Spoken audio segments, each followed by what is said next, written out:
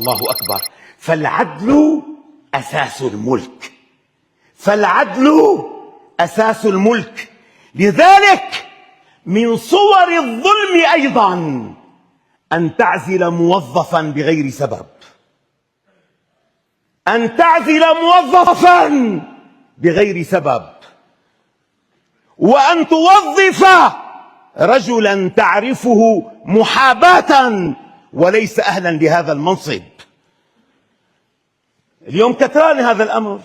أنا العبد الفقير الحقير بين يدي الله تعالى لا أملك إلا هذا المنبر أقول عليه كلمة الحق، لا أملك إلا هذا المنبر.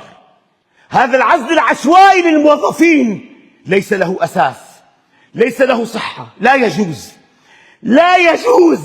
الدنيا جاية على رمضان. هذا الموظف اللي عزلته عنده مرة و5 أولاد، من أين يأتي بالمال؟ من أين يأتي بالرزق؟